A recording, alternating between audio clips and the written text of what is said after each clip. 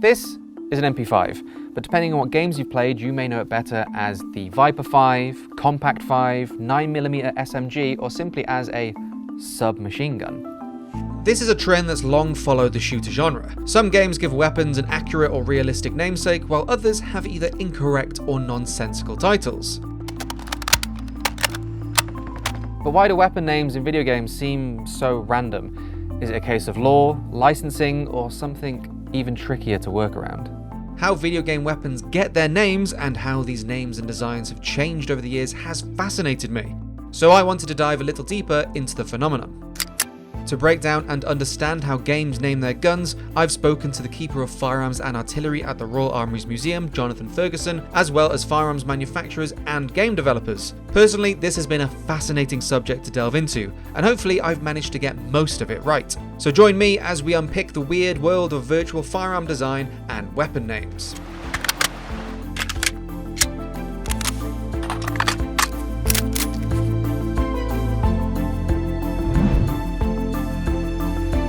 Now more than ever, games and designers understand that players are familiar with the names and aesthetics of certain weapons. Realistic weapon names can be used to draw in fans, add authenticity, or communicate to players how a virtual firearm may work in-game. But games have also had a peculiar history with tapping into the names and designs of real-world weapons. For instance, just because you as a player know that you're behind the trigger of an FNP90 doesn't mean that the game will necessarily name it so, something that has been an issue for developers ever since the days of GoldenEye 64.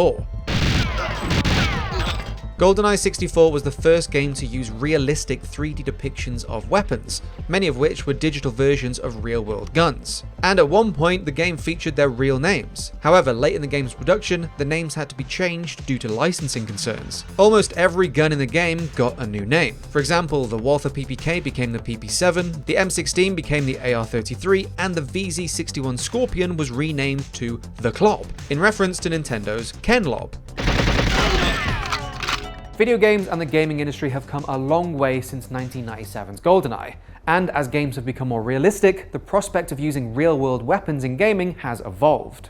Despite that, many games have featured realistic weapons with accurate names. But firearms are a product, and their manufacturers are companies that have their own branding and trademarks they want to protect. For this video, I reached out to over a dozen game studios and weapon manufacturers, most of which declined to comment. However, I was able to speak to one firearms manufacturer who wished to remain anonymous to break down what games can and can't use when it comes to their virtual weaponry. Our company in particular is pretty protective over their intellectual properties and brand. Generally speaking, external companies such as game studios or companies making airsoft replicas will need a firearm manufacturer's permission and require licensing if they want to use a weapon's name, logo, and the gun's trade dress. From the video game development side of things, the issue may not be quite so black and white. But if a video game has an accurate portrayal of a weapon featuring brand names as well as accurate markings and operation, then there is a good chance that someone has at least reached out to that firearms company to reach an agreement. The details of those relationships are strictly confidential, doubly so as these arrangements are often made before a game is even announced. So while games may opt to use a G18 or P90 instead of a Glock 18 or FN P90, what about weapons called things like M16 or AK-47? I still don't think those of us outside the legal profession, or maybe these big AAA developers, actually know where the line is drawn, legally speaking. The bit we can kind of get our heads around is the naming. So it's pretty well established that you can use military designations for things, because that's the property of a nation state, of its people, it's kind of falls under fair use of one sort or another. So you can call something an M4A1, you probably can't call it a Colt M4A1. And that's fine, you don't lose much as a developer by losing the name Colt. Yes, it has brand recognition, but you're much more interested in that military designation that the players know. So I think that the naming side of it has been established quite clearly from GoldenEye onwards, that if you are completely risk averse, call them something completely different. If you're a little bit more bold, use designations, but you might have to check whether or not those are actually trademarked, because it may be that they are. Some designations might look military, but are actually the in-house company name for them and are just as protected as a name, like a pro's name. However, the design and aesthetics of a weapon come under different considerations. The trade dress that we mentioned earlier is a US copyright law that protects a product's commercial image, be that size, shape, color, etc. It's worth mentioning that while trade dress is an element of American copyright law, the US market is often an important one to tap into for developers.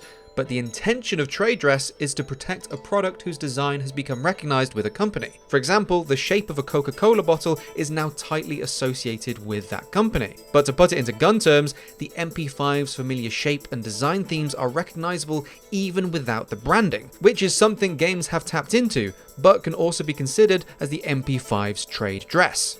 So while a firearms or airsoft manufacturer could find themselves in legal trouble for making something that looks like an MP5, and indeed many have been taken to court for this in the past, what is less clear is how trade dress applies to virtual representations.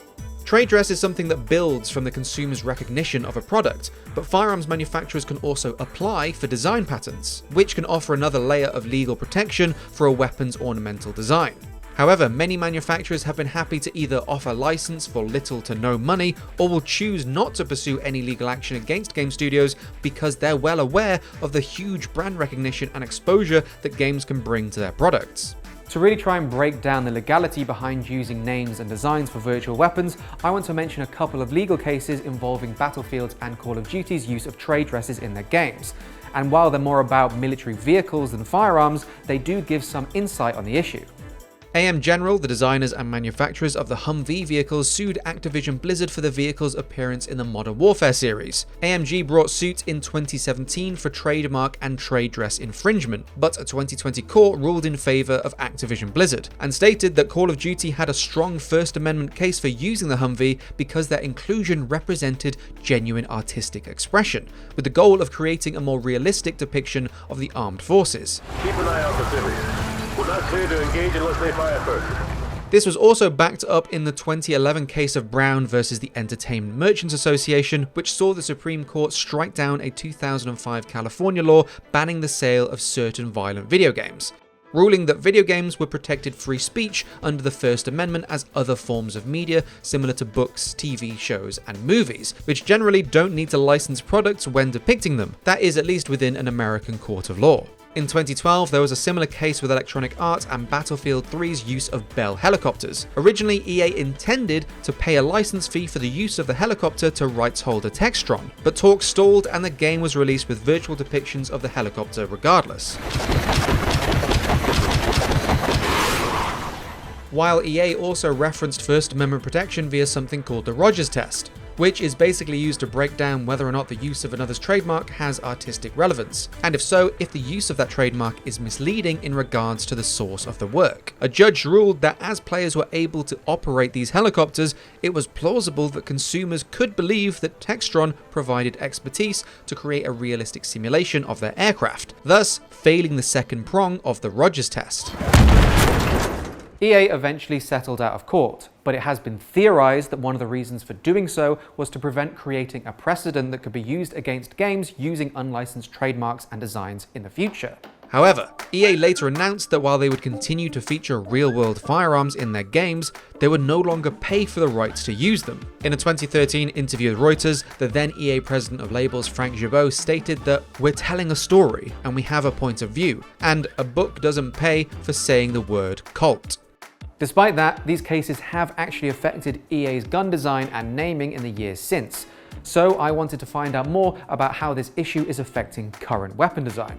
Back in 2023, I spoke to Alexander Formoso, who at the time was in charge of weapon implementation for Battlefield 2042, on how the law and licensing can affect a game's development. The issue with licensing, or that type of licensing, like bulk licensing, is that it slows down your production pipeline to a crawl. Most of the times you are making stuff and it's taking a lot of devs, like art, concept art, and designers to put everything together, and then you might not have that license for that point. And then if you don't get it later, then that's a lot of wasted work. So what do you do? And that's where the fictional stuff comes in. We have found that even though using the real world designations, it's very popular and it resonates with a lot of people, using the fictional ones, it's a bit like a balance of, hey, if we keep the way these companies use their denominations, and we follow those numberings, those acronyms, and so on, then they recognize the weapon, they recognize the manufacturer. We don't have to tell them what it is, and it allows us to respect the weapon. We try always to be super respectful with rate of fire, magazine sizes, the dimensions of a weapon, even though the name might not match. So they will recognize the weapon, they will recognize the manufacturers, but we were allowed to completely finish the weapon in time without that litigation. But does this perspective differ to that of real-world weapon manufacturers? While it may change between companies, I wanted to know how much control a gun maker might want over their virtual versions. So it's certainly easier for them. I mean, they don't need to get in touch with anyone. They don't need to sign any NDAs or any kind of agreements. They have their room full of artists and they can come up with 1,000 different ways to sort of create this digital thing. And I think Call of Duty is more on the spectrum of kind of fantasy genre than the ultra realism anyway. You know, if they're calling it something else, and that's perfectly fine for us. We actually don't have to change anything mechanically or visually or in audio related to the original gun. As long as we avoid the intellectual property, which is the name and everything, it's fine. And an example of that is in the game, there is the K30, the submachine gun. The real version of that weapon has a patented mechanism to control recoil and so on. And we can say that the virtual version has something like that. We can use the same terminology, but it looks the same, it sounds the same, it has a mechanism that kind of works like that, so everybody recognizes it. It appears as though many game studios share a similar sentiment to Electronic Arts' approach, as a lot of developers continue to create realistic virtual representations while choosing not to directly license firearms. However, it's not just the court of law that has become a consideration for game designers, but also the court of public opinion. Regardless of what side of the argument you are on, a company choosing to license firearms and be monetarily associated with weapon manufacturers at least has the potential to result in negative publicity or create the belief that games are funding arms manufacturers or acting as advertisements. But it unfortunately goes even deeper than that. Following the horrific events of the 2012 Sandy Hook Elementary School massacre, the affected families sued Remington. As the gunman used a Remington Bushmaster AR-15, the family's claims stated that the company's marketing practices, including their weapons featuring in video games, were in part responsible for the shooting. While they admitted no liability, in 2022, Remington settled and paid $73 million to the affected families. According to a Wall Street Journal article from 2023, documents that were obtained during this lawsuit show that in 2009, Freedom Group and Remington signed a previously undisclosed product placement deal with Activision to include the ACR in 2009's Modern Warfare 2, one of the most popular rifles in Call of Duty history and a weapon that would return embossed with the Remington branding in 2011's Modern Warfare 3. The argument that video games cause violence still persists and will often, unfortunately, resurface around moments of tragedy. There have been claims made in the past that perpetrators of gun violence and mass shootings trained by playing first-person shooters, and this connection was drawn once again following the Sandy Hook Elementary School shooting. In the wake of this event, the previous White House legal advisor on video games, Constance Steinkuhler, said video games are not a gun violence problem, but video games do have a PR problem. Which does make me wonder if part of the consideration behind weapons having fictional names or designs in video games is to add another degree of separation between a game's virtual arsenal and their real-world counterparts.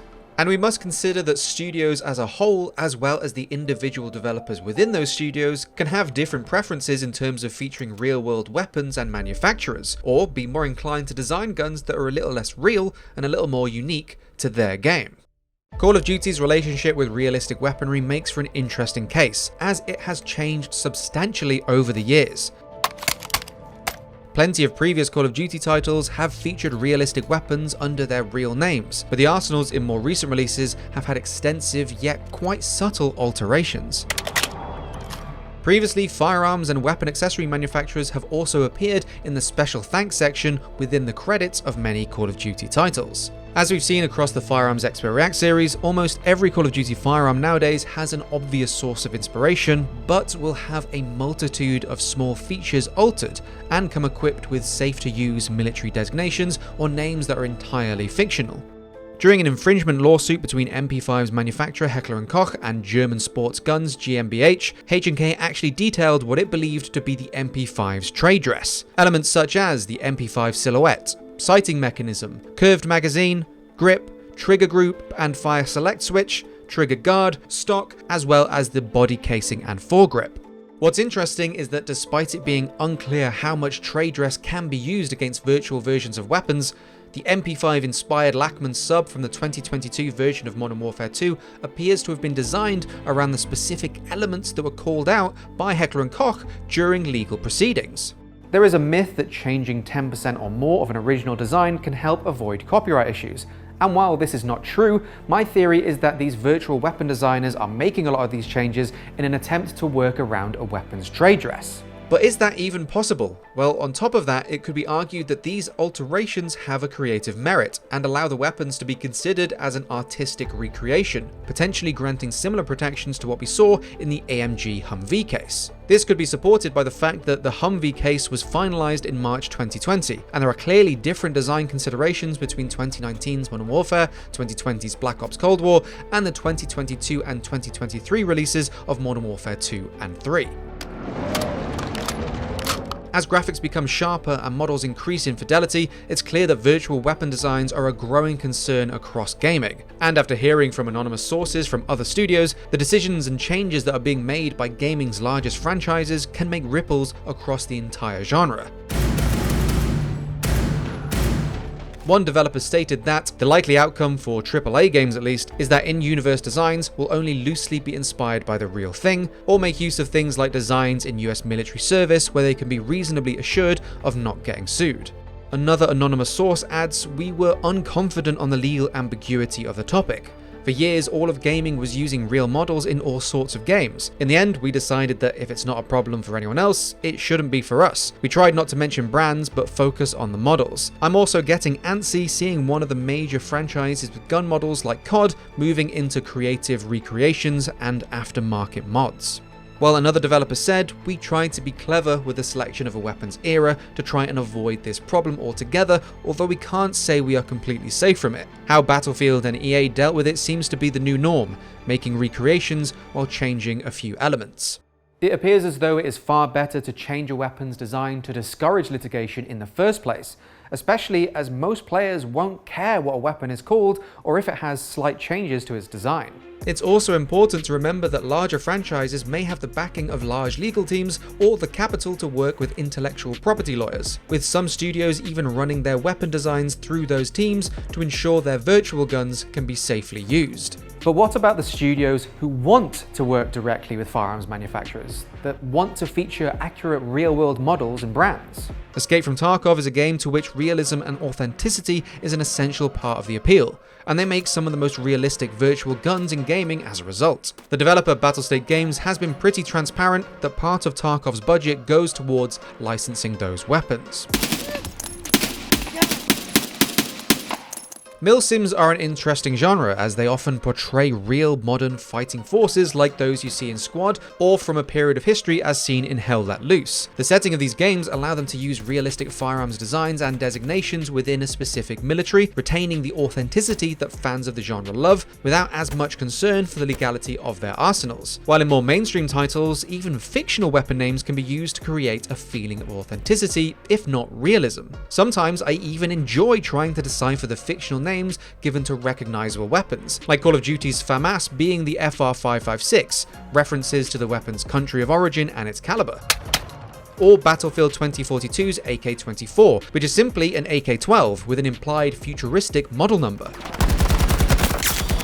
But as the cost of licensing is a big factor, if your players don't really care what a weapon is called, why spend money on securing the accurate name? Especially if your game features a lot of guns. But while some manufacturers have offered licenses for little to no money, can a partnership come at a cost beyond a monetary one?